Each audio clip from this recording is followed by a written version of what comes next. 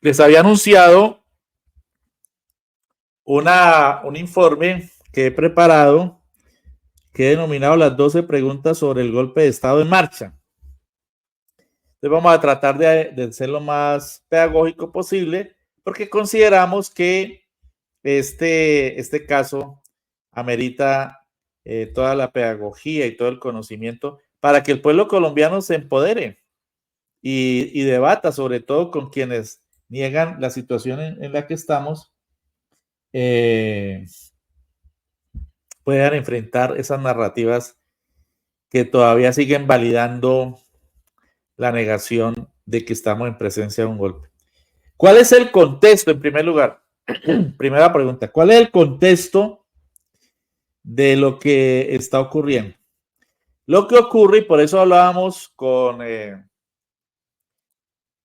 doctor Jairo Vladimir Llanos sobre la lawfare. Antes, cuando llegaban gobiernos progresistas en algún país, los defenestraban. Eso era casi automático. Eso era casi mecánico. Llega Salvador Allende, vamos a tumbarlo. Llega José Manuel Zelaya en Honduras, vamos a tumbarlo. Llega Lula da Silva en Brasil, vamos a tumbarlo o a impedir que se reelija. Está Cristina Fernández de Kirchner aspirando a la presidencia en Argentina, vamos a tumbarla porque es peronista y porque fue la esposa es la viuda del expresidente Kirchner, etcétera. Llega Rafael Correa, vamos a evitar con la lawfare, abrirle un proceso y hacerlo ir del país para que por acá no vuelva a aparecer en Ecuador. Eso se llama lawfare. La lawfare es el mecanismo mediante el cual se intenta, no por vías violentas, sino por vías pseudo jurídicos, defenestrar un gobierno progresista o un poder progresista, desarrollar una ofensiva para afectar un determinado adversario, principalmente en el campo progresista de la izquierda. Y su gran objetivo es sacarlo del carril, ya sea electoral o postelectoral. Ese es el gran objetivo. Antes, volvamos a la imagen anterior, antes, ¿cómo se defenestraba a los gobiernos? Por la vía militar. Llegaba Allende, entonces se inició la ofensiva. Nixon y Kissinger dijeron desde el principio: no nos aguantamos al señor Salvador Allende, hay que tumbarlo. Y lo tumbaron. La CIA, el Departamento de Estado, estuvieron todos detrás del golpe fascista de Pinochet y sus secuaces en Chile, 1973. Y lo tumbaron a Salvador Allende, gobierno de izquierda progresista, que estaba haciendo cambio en favor del pueblo. Lo mismo que intentan hacer aquí. En la época del paro camionero aquí, hacíamos alusión a eso. Ellos intentaron hacer aquí los grandes pulpos del transporte terrestre, no de los camioneros de base, no de los camioneros pequeños empresarios del transporte, sino los grandes pulpos intermediarios. Intentaron recurrir a esa experiencia del paro patronal del transporte en Chile, que fue de los que ayudó a tumbar a Salvador Allende. Por eso se habla del golpe cívico-militar, que fueron civiles también con militares. Trataron de hacerlo aquí, no les funcionó porque los tiempos cambian, ya estamos a 51 años de lo que ocurrió, pero intentaron. ¿Qué ocurría entonces antes? Para cerrar la respuesta a esta primera pregunta, el contexto es que antes tumbaban a los presidentes progresistas con golpes de Estado militares, directamente fascistas, ¿no? De violación de derechos humanos, de torturas, de crímenes, de asesinatos, de desapariciones. Videla en Argentina, Bordaberry en Uruguay, Stroessner en Paraguay, Somoza en Nicaragua, todos violadores de derechos humanos. Los crímenes que cometieron son indecibles. Todavía hoy se están luchando por encontrar a miles y miles de desaparecidos, muchos que fueron torturados durante meses, asesinados a mansalva, bajo tortura y después tirados desde un avión en Chile o en Argentina. Lo que ocurrió también con Humberto de Alencar en Brasil en el 64, con Hugo Banzer en Bolivia, que fue un país de golpistas, José María Velasco en Ecuador, tantos y tantos y tantos dictadores, que eran los dictadores del imperio. Pero como eso se legitimó, se desprestigió, entonces ahora ¿qué hacen las oligarquías? Ya les queda muy difícil recurrir a las Fuerzas Armadas y entonces ahora recurren a otra área de la superestructura del Estado, como es el de las altas cortes, a través de los jueces y los magistrados. Lo estamos viendo en este momentico en México, ¿no? Están tratando de armarle una lawfare a la presidenta Claudia Sheinbaum, porque los jueces, que son corruptos allá, los magistrados, que a les llaman ministros, pero no quieren perder sus privilegios con la reforma judicial que se aprobó constitucionalmente. Bueno, entonces ese es el contexto. Ahorita buscan defenestrar a los presidentes progresistas con entramados y trampas pseudojurídicas. Lo hicieron con Rafael Correa en Ecuador, con Lula da Silva y Dilma Rousseff en Brasil, con Lula para evitar que fuera candidato. Le armaron una lawfare. Con Fernando Lugo en Paraguay, el obispo, así lo tumbaron, un golpe parlamentario. Con José Manuel Zelaya en Honduras, con Cristina Fernández en Argentina, con Bernardo Arévalo recientemente en Guatemala.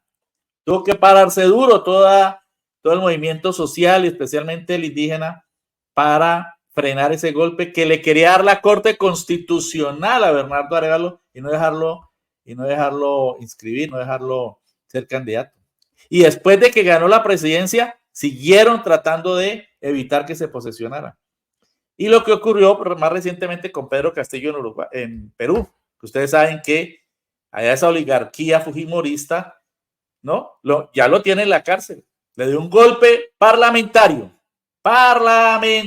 Pusieron a la vicepresidenta, que es de la ultraderecha, y Pedro Castillo está en la cárcel. De modo que eso no es carreta, señores.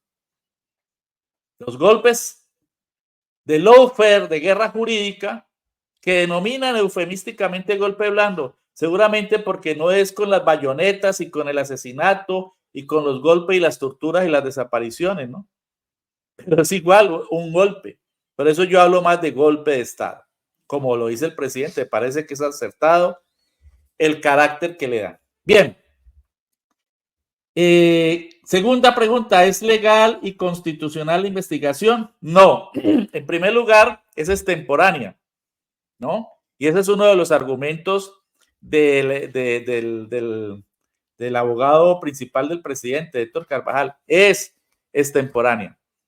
Va en contravía de la ley 997 de 2005, que establece un plazo de 30 días luego de elecciones para presentar la demanda. ¿No es así? Y además de eso, el concepto del Consejo de Estado, en el que en la práctica desafora, es decir, le quita el fuero constitucional al presidente, que indica que no puede ser investigado, sino por la Comisión de Acusación e Investigación de la Cámara. El desafuero, quitarle el fuero, lo cual es inconstitucional e ilegal, se formula a través de un concepto irregular de la sala de consulta del Consejo de Estado. El Consejo de Estado es un órgano judicial. Es un órgano judicial, a pesar de que tiene nombre parecido a lo administrativo. En otros países, el Consejo de Estado es la reunión de los ministros y de todo el poder de gobierno. Acá es un órgano judicial que se encarga de resolver querellas entre el Estado y los particulares o entre entidades del Estado, entre dos entidades o más del Estado.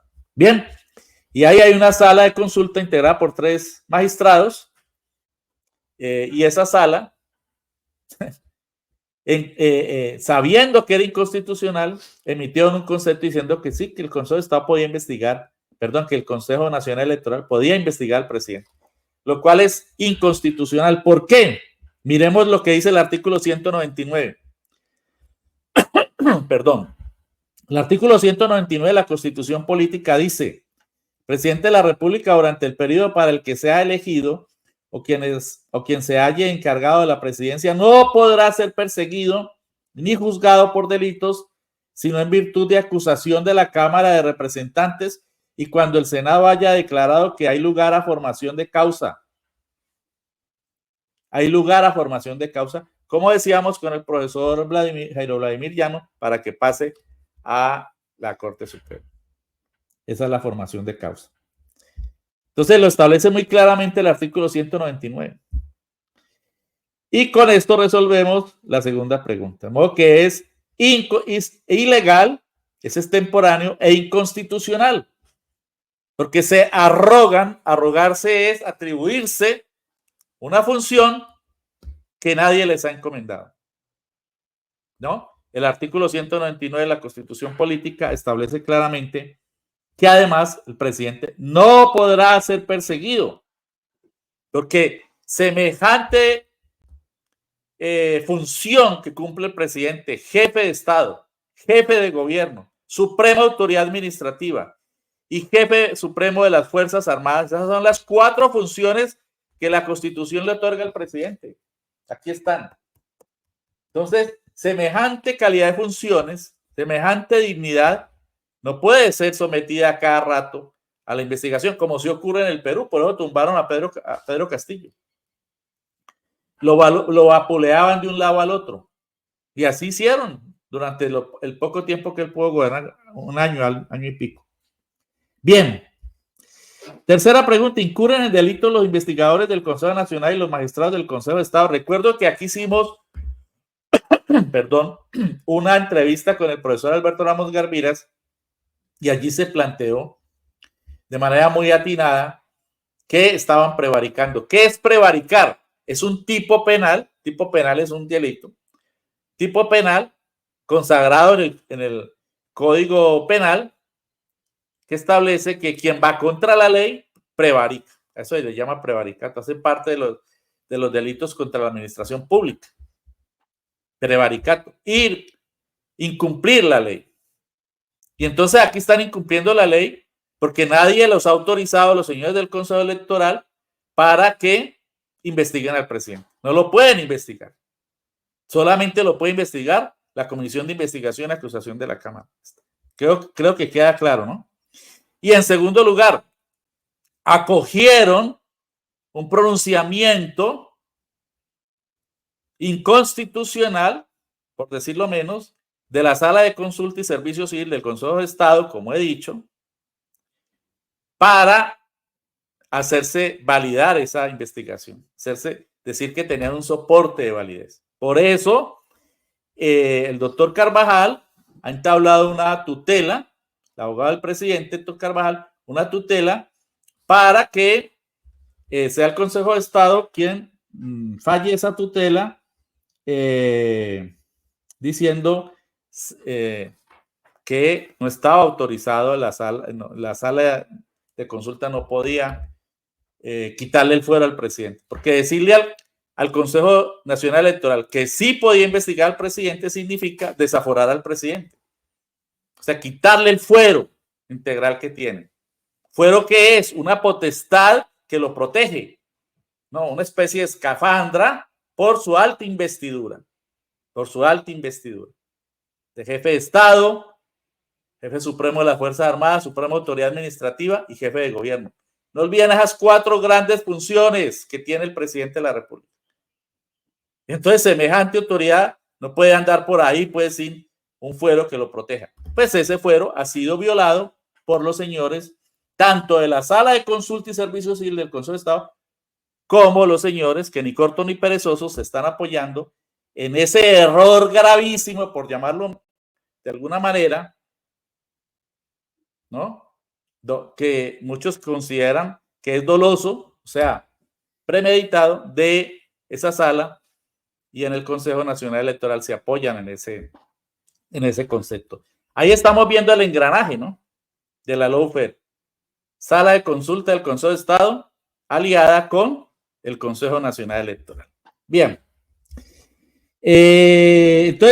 Entonces, en esa entrevista con el doctor Ramos y quienes se han pronunciado de manera prolija, o sea, abundante en las últimas semanas sobre esto, pues han coincidido en que están incurriendo en prevaricato y ya hay una denuncia de carácter penal en la fiscalía, no solo contra los 7 magistrados, porque la votación en el Consejo Nacional Electoral fue de 7-2, sino contra los quienes profirieron la famosa consulta, resolución de la consulta en la Sala de Consulta y Servicio Civil del Consejo de Estado.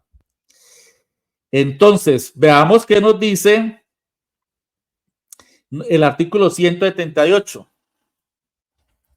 para sustentar esto que estamos diciendo. Dice el artículo 178 de la Constitución Política, dice funciones especiales de la Cámara. Fíjense que por ningún lado aquí, bueno, este es el artículo 178 que establece que solo la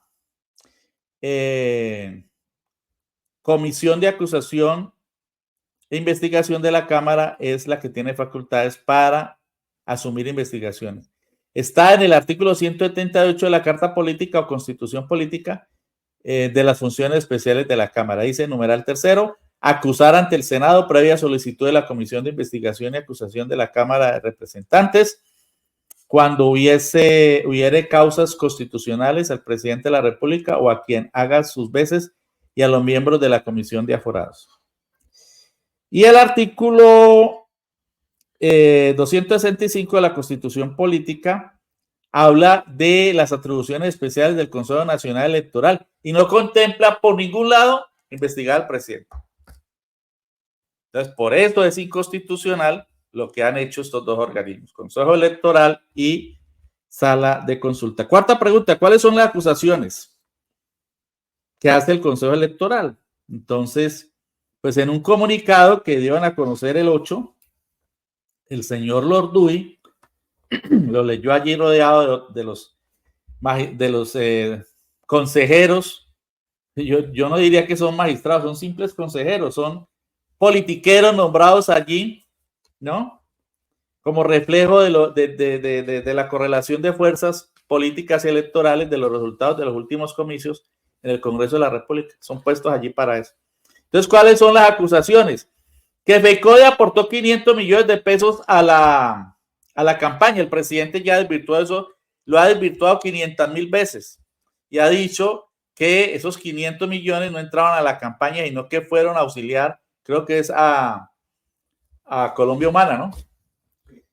Segundo, que el Polo Democrático prestó 350 millones en el ejercicio de su actividad política partidista, pues los prestó para ellos, no los metió en la campaña, lo ha aclarado el presidente, ¿no?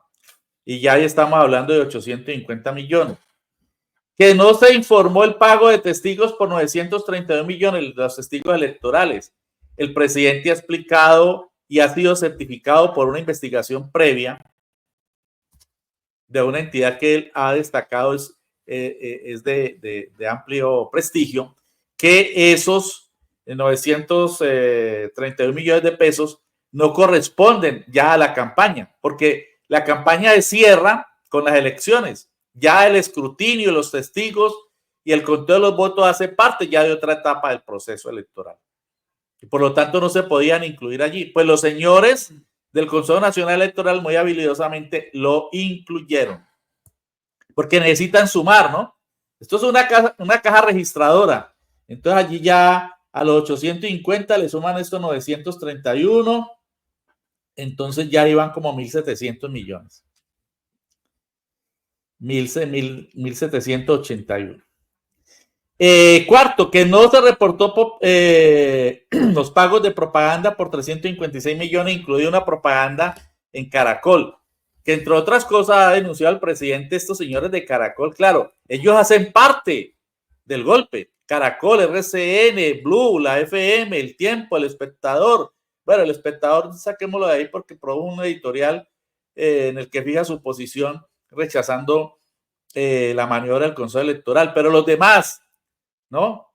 Medios de comunicación de la oligarquía colombiana, todos están interesados, y ni se diga de semana, pues, interesados en salir del presidente, defenestrarlo, derrocarlo, y hacen parte de toda la propaganda contra el presidente.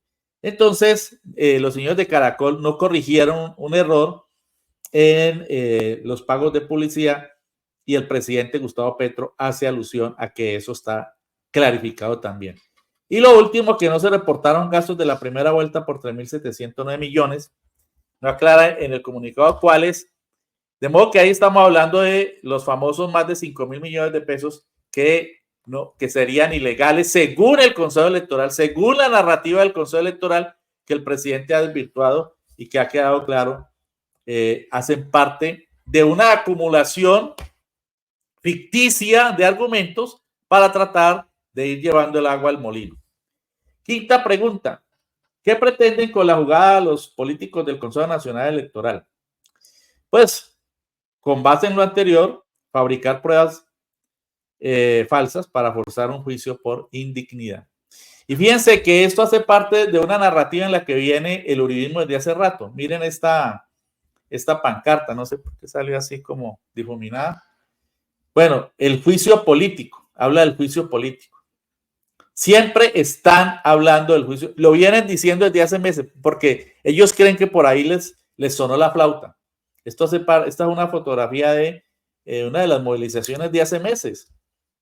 Ya la tenían armada, violación de los topes de financiación, no han encontrado otra cosa. Entre otras cosas, esa financiación, fíjese que empieza con lo de los sindicatos, no mencionaron ahí, o no sé si no lo incluí, el aporte del abuso, que también lo mete en la misma bolsa de falsos argumentos el Consejo Electoral. O sea, se dirigen contra la participación de las organizaciones sindicales. ¿Qué refleja esto también? Una posición de clase.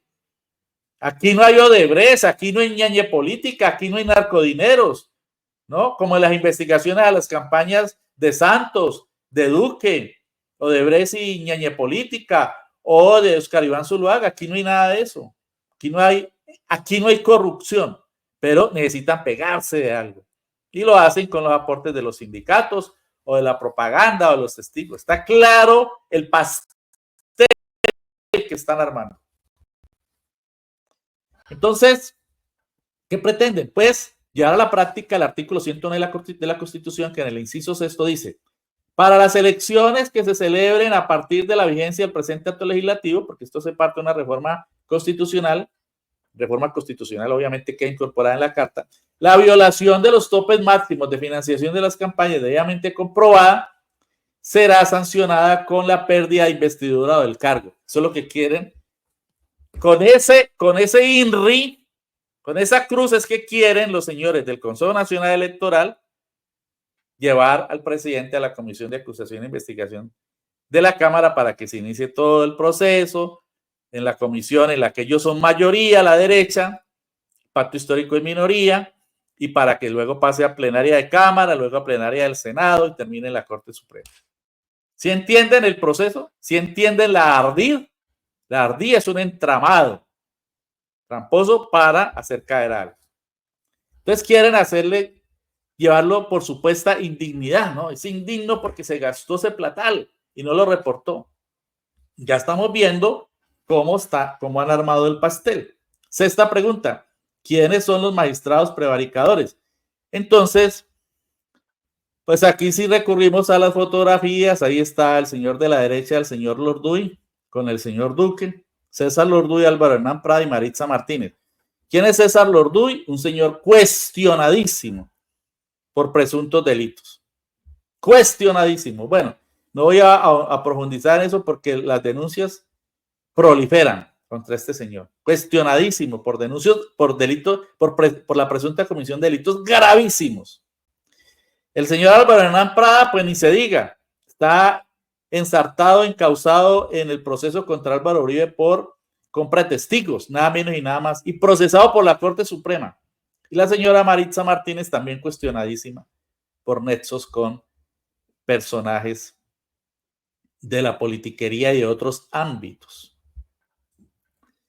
De tal manera que el Lorduy del Partido Cambio Radical, uno de los partidos más recalcitrantemente anticambio, antipetristas, ¿no? De los partidos que más políticos de esa colectividad tienen en las cárceles por corrupción, por parapolítica también. Álvaro Hernán Prada, pues del uribismo, no hay nada que decir, y Maritza Martínez del partido de la U.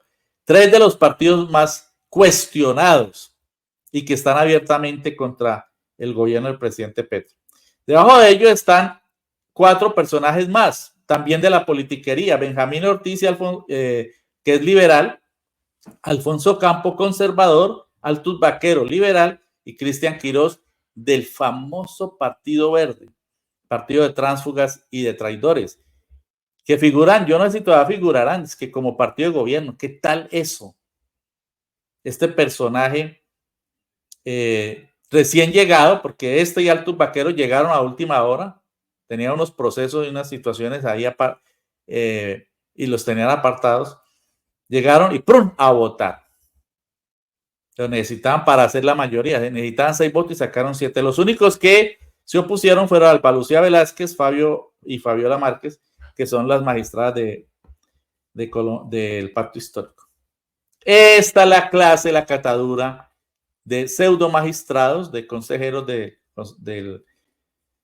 Consejo Nacional Electoral que están detrás del golpe, los 7 que mencioné al principio. Séptima pregunta: ¿qué pasaría en la comisión de investigación de la Cámara? Pues que la mayoría de la derecha procuraría hacer valer esa mayoría. Y bueno, se iniciaría una ponencia con base en la acusación que les manden los señores del Consejo Nacional Electoral. Esa es la jugada, no es la jugadita del Orduy. El señor ahora sale a decir como si no, qué pecado, me están acusando de lo que no es, nosotros le vamos a pasar eso a la comisión de acusación, claro, pero después de investigar al presidente, lo cual es inconstitucional y es ilegal, y por eso están denunciados por prevaricato. De modo que ya no se salva de la investigación. En fiscalía ya lo denunciaron. Vamos a ver si la nueva fiscal impulsa y hay una investigación eficaz. Entonces, eso es lo que ocurriría, y luego se daría pues todo el trámite, plenaria de Cámara, plenaria de Senado, etc. Octava pregunta: ¿quiénes están detrás del golpe? Bueno, entonces allí no lo podemos certificar, pero todo indica pues que detrás de esto están las altas cortes. Recordemos que hace poco la Corte Suprema y el Consejo de Estado eligieron como candidato a procurador a 2 politiqueros muy cuestionados de cambio radical, del vargallerismo. Algunos gremios como FENALCO, que se ha dedicado a hacer congresos invitando a la extrema derecha a volver el gremio de los comerciantes una tribuna de ultraderecha, a donde no van sino los candidatos de la ultraderecha. Ni siquiera ya tienen ya guardan las apariencias, ¿no? Ya no invitan al presidente a estos congresos. La ANDI, que también está hace parte de toda esa andanada contra el gobierno, y muchos empresarios mandaderos y de las transnacionales de la salud y los hidrocarburos, como lo afirmaba muy certeramente en la entrevista que hicimos Boris Moreno. Todo eso de cocidas, grandes terratenientes, grandes latifundistas están ahí. Los medios hegemónicos, Semana, Blue, RCN, la FM, Caracol, etcétera, etcétera, todos que se han convertido en un partido político de ultraderecha. Los políticos del establecimiento, empezando por el Partido Conservador. ¿Quién sería el presidente si sacan al presidente Petro? No sería Francia Márquez, sería este señor, presidente del Congreso, Efraín Cepeda. ¿Cómo les parece? El pueblo puso 11.300.000 votos para que un godo termine en la presidencia. Eso es lo que quieren. Ojo con eso. Ojo con eso. Y expresidentes de la República, pues de todo es sabido cómo odian al presidente Petro estos 3 señores, Duque, Pastrana y Uribe. Lo odian visceralmente. De modo que está claro cómo la oligarquía nacional y transnacional está detrás del golpe. ¿Cuál es el papel de las Fuerzas Armadas? Hasta ahora el papel de las Fuerzas Armadas ha sido hasta ahora de lealtad con el gobierno del presidente Gustavo Petro. El gobierno del presidente Petro ha sido el que más reivindicaciones ha logrado para las Fuerzas Armadas, y han hasta ahora asumido una actitud profesional. La recuperación de la mesada 14 para los retirados, por ejemplo. Eso es un logro increíble, extraordinario. Los politiqueros de la extrema derecha que tanto hablan en favor de las Fuerzas Armadas, ¿cuándo hicieron eso? Antes le quitaron ellos, el señor Uribe. Y el mejoramiento de las condiciones de alimentación, ahorita van a mejorar las condiciones de vivienda. Y además de ello, el aumento del sueldo para los reclutas. Y la educación gratuita hasta la superior para todos los miembros de las Fuerzas Armadas. Claro que uno nunca sabe, ¿no? Sobre todo los retirados, en esos hay todavía mucha gente que conspira entre los retirados. 10ª pregunta, ¿cuál es el papel de la comunidad internacional? Muy importante. En Venezuela se promovió de manera inmediata. Es impresionante el ejercicio de la política en la República Bolivariana de Venezuela. Allá diferentes sectores sociales apoyados por la misma Cancillería venezolana promovieron, antier terminó un encuentro sobre la situación en Colombia y se ofreció Venezuela a servir de canal de diálogo en relación con lo que está ocurriendo acá. Bueno, ampliaremos esta información en el resumen del mundo. Pero también se pronunció la presidenta de México, Claudia Sheinbaum, apoyando al presidente. Vamos a conocer más adelante el video, que es muy breve.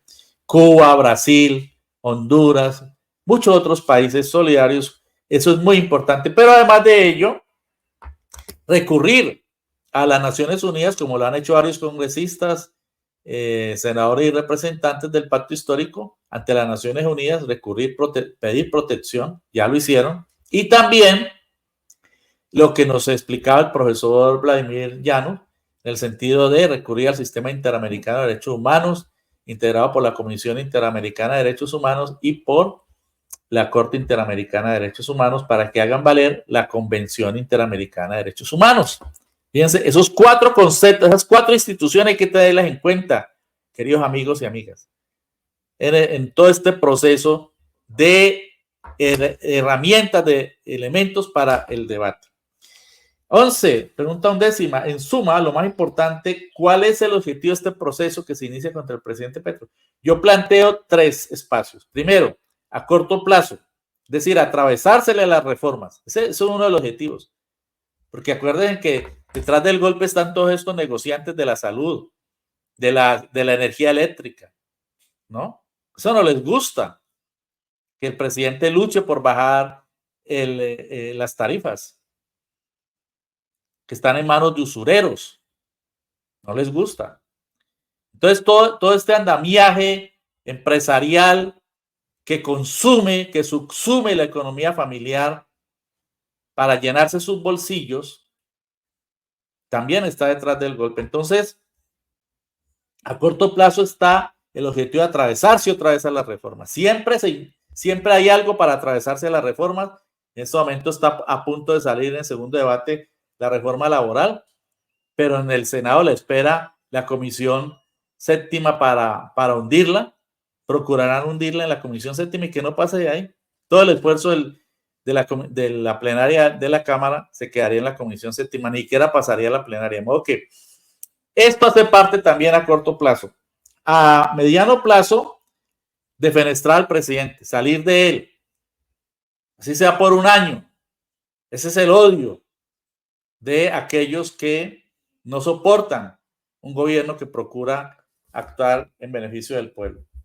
Y finalmente, de largo plazo, desacreditar cualquier opción de izquierda y especialmente evitar que en el 2006 la izquierda, el progresismo, los sectores alternativos vuelvan a tener presidente y se pueda prolongar el proceso de cambios.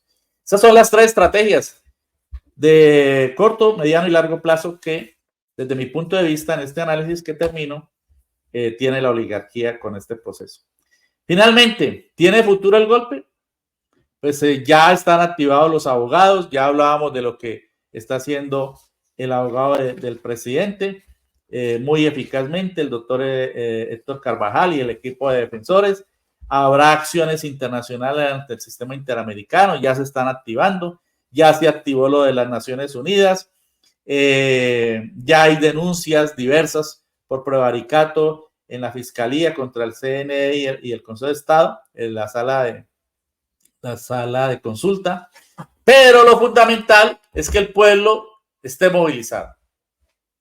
La movilización popular es la garantía de que este golpe de Estado no pase.